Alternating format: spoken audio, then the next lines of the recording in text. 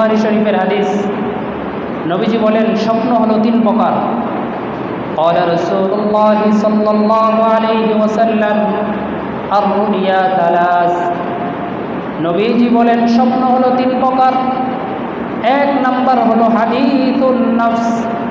একজন মানুষ সারাদিন সে যে সমস্ত বিষয়ে চিন্তা ভাবনা করে, সারাদিন যেই বিষয়টা নিয়ে কল্পনা জল্পনা করে, রাত্রেবেলায় ঘুমানোর পরে ওই সারাদিনের কল্পনার বিষয়টাই সে স্বপ্নে দেখতে থাকে। একজন ব্যবসায়ী ব্যবসা করছে, রাত্রে স্বপ্নে দেখে যে সে জিনিস বেচাকেনা করতেছে। আরেকজন দিনের বেলায় একজনের সাথে ঝগড়া বিবাদ করছে, রাত্রেবেলায় সে দেখে যে একজনের সাথে তর্ক বিতর্ক ঝগড়াঝাটি হইতেছে, হয় কিনা এরকম? তো এক নম্বর স্বপ্ন হলো হাদিসুন নফস। সারাদিন যে সমস্ত বিষয় নিয়ে জল্পনা কল্পনা করে এই বিষয়টাই রাত্রেবেলায় স্বপ্নে দেখে। দুই নাম্বার হলো তাখউইফুশ শাইতান।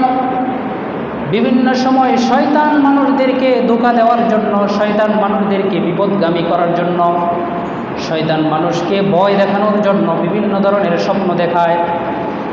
তিন নাম্বার হলো বুশরা মিনাল্লাহ।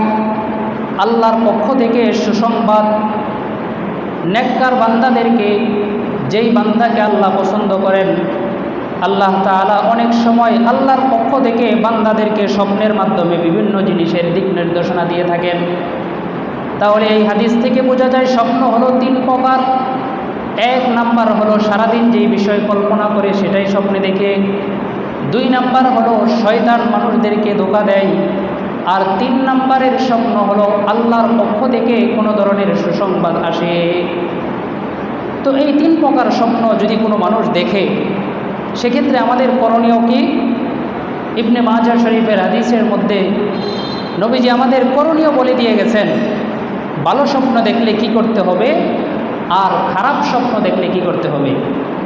قال رسول الله صلى الله عليه وسلم, আল্লাহর হাবিব সাল্লাল্লাহু আলাইহি ওয়াসাল্লাম বলেন, আর-রুয়া মিনাল্লাহ। ভালো স্বপ্ন যেগুলো মানুষ দেখে, এই ভালো স্বপ্নগুলো হলো আল্লাহর পক্ষ থেকে। ওয়াল হুলুমু মিনাশ শাইতান। আর যেই সমস্ত খারাপ স্বপ্ন মানুষ দেখে, এই খারাপ স্বপ্নগুলো হলো শয়তানের পক্ষ থেকে। এবার নবীজি বলেন, ফাইদা রাআ আহাদুকুমুল হুলুমা। যখন তোমাদের কেউ কোনো খারাপ স্বপ্ন দেখে তোমাদের করণীয় কি? তিনটা করণীয় নবীজি বলেছেন। এক নাম্বার করণীয় হলো ফালইয়াবসুক আন ইয়াসারিহি। কেউ যদি কোনো খারাপ স্বপ্ন দেখে, নবীজি বলেন ঘুম থেকে ওঠার সাথে সাথেই সে বাম দিকে তিনবার থুতু নিক্ষেপ করবে। এক নম্বর করণীয় কি? ঘুম থেকে ওঠার পরেই বাম দিকে এরকম করে তিনবার থুতু নিক্ষেপ করবে, এটা হলো এক নম্বর করণীয়। দুই নম্বর বিষয় হলো যখন কোনো মানুষ কোনো খারাপ স্বপ্ন দেখবে, ঘুম থেকে ওঠার সাথে সাথেই তার জন্য দুই নম্বর করণীয় হলো ওয়ালিয়াতাহাওয়াল আন জামবিহিল্লাযী কানা আলাইহি। সে যেই কাতে শুয়েছিল সে ওই পার্শ্বটা পরিবর্তন করে দিবে। অর্থাৎ ডান কাতে শুয়ে থাকলে পরে আবার যখন ঘুমাবে তখন বাম কাতে শোবে। আর যদি বাম কাতে শুয়ে থাকে তাহলে ওইটার সাথে সাথে সে ডান কাতে শুয়ে যাবে।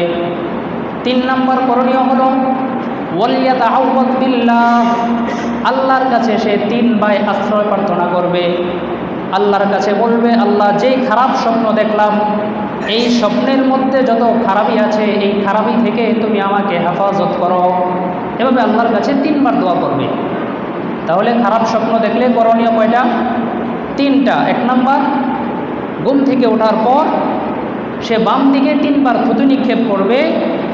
দুই নাম্বার করণীয় হলো সে আল্লাহর কাছে তিনবার আশ্রয় প্রার্থনা করবে। তিন নাম্বার, যেই পাশে সে শুয়েছিল ওই পার্শ্বটাকে সে পরিবর্তন করে দিবে। এখন আমরা যে স্বপ্নগুলো দেখি, দেখার পর আতঙ্ক হয়ে যায় অনেকের সাথে এই স্বপ্নগুলো নিয়ে আলোচনা করি। আরে আমি তো এই ধরনের স্বপ্নে দেখলাম, এটা কি যেন হয়, আমার পেরেশান হয়ে যায়। এ ব্যাপারে আল্লাহর নবী হাদিসের মধ্যে বলেছেন, আল্লাহর নবী বলেন, যখন কোনো মানুষ কোনো খারাপ স্বপ্ন দেখে এবং সেই স্বপ্নটা যদি অপরের কাছে বর্ণনা করে, সচরাচর সবার কাছে বর্ণনা করা যাবে না, একমাত্র ওই ব্যক্তির কাছেই বর্ণনা করা যাবে যে স্বপ্নের সঠিক ব্যাখ্যা দিতে পারে।